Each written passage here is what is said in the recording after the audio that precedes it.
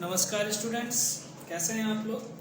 देखिए, आज मैं आप लोगों को 11th क्लास के मैथ्स पढ़ाने जा रहा हूं, जिसमें मैंने टॉपिक लिया है लिमिट्स। सबसे पहले आपको समझना है कि लिमिट्स होता क्या है, लिमिट्स में किस टाइप के क्वेश्चंस आएंगे। तो मैं लिमिट्स अगर कोई फंक्शन ले लूँ, मान लो कि 2x + 4 कोई फंक्शन ले लिया हमने, ठीक है। इसकी सबसे पहले हम एक ऐसी वैल्यू पता कर लेते हैं जहाँ पे ये 0 हो जाए। x की ऐसी वैल्यू हम पता कर लेते हैं जहाँ पे ये 0 हो जाए। मान लो -2 है, -2 पे ये फंक्शन 0 हो जाएगा कि नहीं हो जाएगा। अब -2 जहाँ पर भी अगर आप देखें कि -2 से राइट साइड और लेफ्ट साइड, ये राइट साइड हो जाएगा -2 से और ये हो जाएगा लेफ्ट साइड, है ना। अब इस फंक्शन में जो मेरे पास f(x) = 2x + 4 है, -2 से अगर राइट में कोई भी वैल्यू पुट करता हूं तो क्या आएगा आंसर, और लेफ्ट में कोई भी वैल्यू पुट करते हो तो क्या आएगा आंसर। क्यों, देखो ध्यान से, अगर मैं यहाँ पे 1 पुट करता हूँ, राइट साइड वाली वैल्यू पुट करता हूँ तो देखो कितना आ जाएगा, 6 आ जाएगा। अगर मैं यहाँ पे -2 पुट करता हूँ, -2 नहीं, -2 तो ऑलरेडी पुट है, -3 पुट कर लेते हैं तो यहाँ पे क्या वैल्यू आएगी, देखो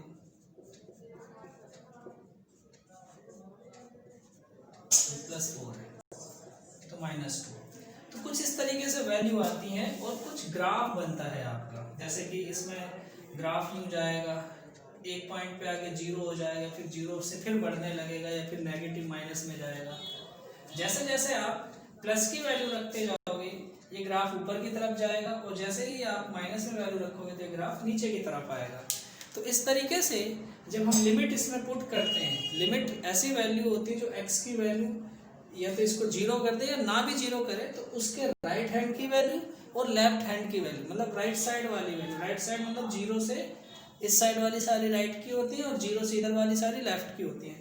लेकिन यहाँ पे -2 से राइट में जो भी वैल्यू होगी क्या होगी, -1 0 1 2 3 4, इस साइड क्या होगी -3 -5। तो जो वैल्यू इसमें पुट करोगे वो लिमिट होंगी और लिमिट से कुछ ना कुछ हमारा आंसर आएगा। तो इसे कहते हैं लिमिट। तो देखिए, लिमिट के लिए सबसे इजी क्वेश्चन मैं आपको कैसे कराता हूँ, कैसे बताता हूँ, देखिए ध्यान से। ऐसे जब दिया हो, इसका मतलब है लिमिट x टेंड्स टू 0 हो सकता है, यहाँ पे 2 हो सकता है, 5 हो सकता है, कुछ भी हो सकता है, उससे मुझे कुछ भी दिया हो कोई फर्क नहीं पड़ेगा। तो यहाँ पे इसका मतलब लिमिट होता है और इसका मतलब होता है 1, ठीक है। 1 दे दिया और मैंने कोई फंक्शन लिख दिया 3x + 4, 3x + 4। अब इसे बोला कि सॉल्व करो, तो कैसे सॉल्व करोगे आप देखेंगे ध्यान से कैसे सॉल्व करोगे। सबसे पहले आपको यहाँ पे जो भी वैल्यू दे रखी, क्या वैल्यू दे रखी, 1, तो 1 इसमें पुट कर लीजिए। 1 जैसे ही आपने पुट किया तो ये 3 7 आ गया आपका आंसर। आई होप आपको समझ आ गया होगा। तो यहाँ पे आप डायरेक्ट इसमें वैल्यू पुट करेंगे और आपका आंसर आ जाएगा, ठीक है। अब इसमें left hand limit, right hand limit, वो भी मैं बताऊंगा। इसमें नहीं करना, पहले तो आपको सिंपली क्वेश्चन को सॉल्व करना है। लिमिट, अगर मैं यहाँ पे x -2 3x - 4 दे दूँ आपको क्वेश्चन, तो आप कर पाएंगे। आई होप बिल्कुल इजीली आप कर पाएंगे। तो ये तो आपका हो गया -6 - 4 = -10। तो अगर आपको ऐसे क्वेश्चन दिए होंगे तो आप बड़े आराम से आप किसी भी क्वेश्चन को सॉल्व कर लोगे, है ना। अब मैं आपको एक क्वेश्चन बताता हूं। लिमिट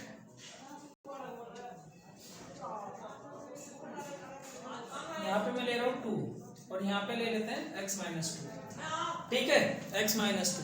अब एक चीज याद रखना, कभी भी लिमिट जब सॉल्व करोगे 0 बाय, मतलब यहाँ पे p/0 की फॉर्म में नहीं आना चाहिए।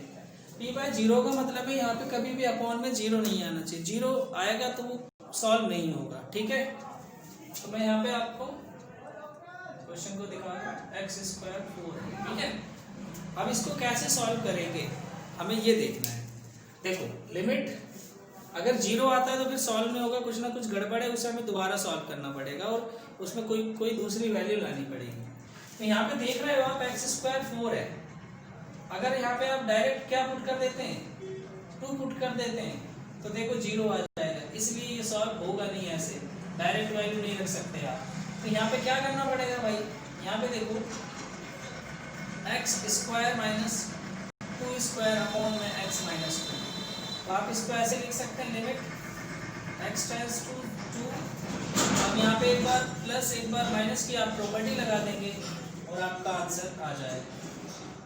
ये देखिए कैंसिल हो गया। अब आपका क्वेश्चन हो गया छोटा सा, छोटा सा मतलब लिमिट x और 2, तो यहाँ पे x प्लस 2। अब आप डायरेक्ट इसमें लिमिट पुट कर दीजिए, आपका आंसर आ जाएगा। आई होप आपको ये क्वेश्चन समझ आया होगा। याद रखें जब ऐसा क्वेश्चन होगा तो आपको क्या करना पड़ेगा, देखना पड़ेगा यहाँ पे ऊपर से कुछ ही कैंसिल होगा कि नहीं होगा। हमें हो सकता है यहाँ पे क्वाड्रेटिक इक्वेशन दे रखी है, उसके फैक्टर बनते हैं, फैक्टर बन के भी सॉल्व होता है, ठीक है। तो कुछ क्वेश्चन ऐसे आएंगे तो आपको ऐसे करना पड़ेगा। चलिए ये आपको समझ आ गया होगा। मैं आपको आगे की कुछ क्वेश्चंस और प्रॉपर्टीज, एक प्रॉपर्टीज आपको बता देता हूँ, एक प्रॉपर्टी बता देता हूँ इसकी, तो उसके बाद बहुत सारी प्रॉपर्टी हैं, वो सारी प्रॉपर्टी हम नेक्स्ट वीडियो में करेंगे। पहले तो आपको मैं इंट्रोडक्शन ही आपको करा दूँ इसका। एक प्रॉपर्टी ये है आपकी लिमिट, यहाँ पे x a दे रखा होगा, x की पावर n और माइनस a की पावर n, a है भाई ये a, और अपॉन में x माइनस a होगा, इज इक्वल टू यहाँ पे n पहले लिखेंगे और a की पावर n माइनस 1। ये प्रॉपर्टी होती है एक लिमिट की। क्या है limit? x extends to a, x की पावर n माइनस a की पावर n और x माइनस 1। देखो यहाँ पे जैसे ही आप a पुट कर दोगे 0 हो जाएगा, तो 0 हो जाएगा तो फिर सॉल्व नहीं होगा, इसीलिए ये प्रॉपर्टी बनी हुई है। क्या?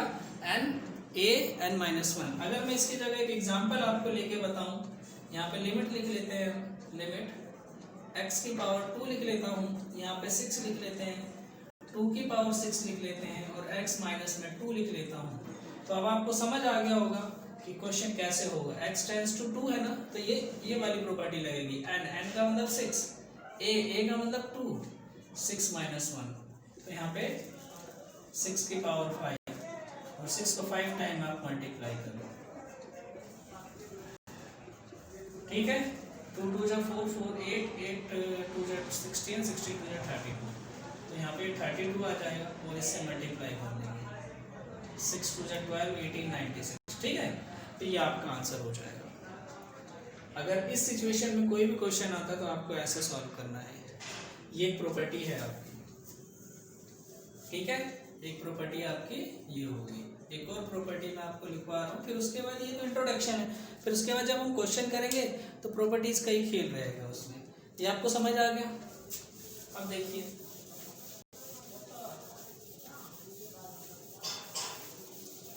मैं भी करा दूंगा इनमें इंट्रोडक्शन में कि आप क्वेश्चनों को करने लायक हो जाओगे।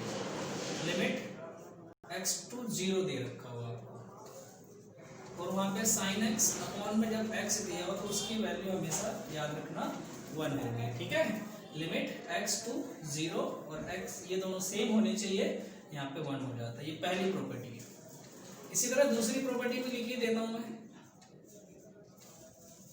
कॉस वाली लिख देता हूँ। 1 माइनस में cos x is equal to 0 होगा।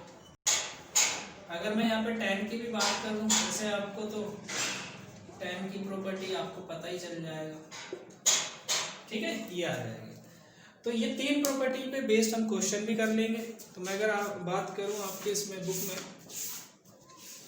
तो बुक के भी क्वेश्चन हम लेंगे। पहले तो मैं आपको इंट्रोडक्शन में इतने क्वेश्चन करा दूँ कि आप बुक के क्वेश्चन देखते ही कर पाओ, ठीक है। तो चलिए पहले मैं आपको इन प्रॉपर्टी पे बेस्ड क्वेश्चन कराता हूँ। अगर मैं एक एग्जांपल लूँ पहले के लिए, तो यहाँ पे लिमिट लिखूँगा और x 0 लिखूँगा और यहाँ पे लिखूँगा sin 6x और अपॉन में x। अगर मैं ऐसे क्वेश्चन की बात करूँ, यहाँ पे देखो 6x है और यहाँ पे 6 है। अगर ये भी 6 हो जाता तो इसकी जगह आप 1 पुट कर सकते थे, लेकिन डायरेक्ट अगर वैल्यू रखोगे तो 0 आ जाएगा, तो 0 चाहिए नहीं। तो हमें क्या करना पड़ेगा ऐसे क्वेश्चन में? 6 चाहिए तो 6 यहाँ पे मल्टीप्लाई कर लो और 6 यहाँ पर भी मल्टीप्लाई कर लो।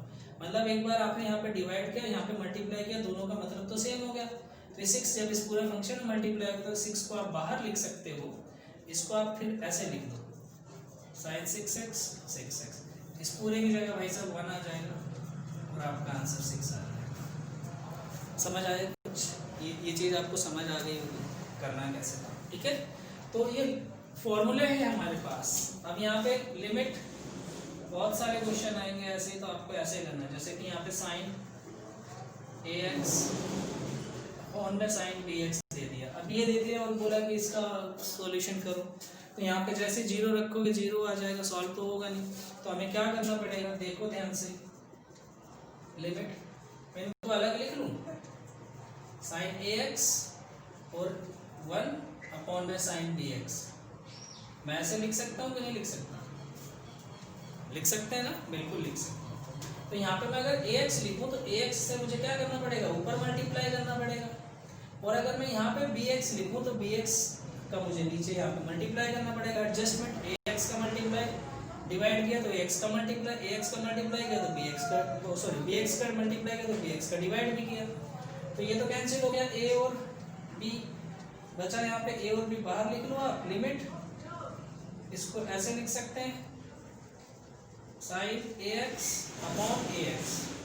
और इस मल्टीप्लाई की जगह अगर मैं डिवाइड लिख दूं और लिमिट अलग कर दूं, इसमें इस गलत नहीं होगा,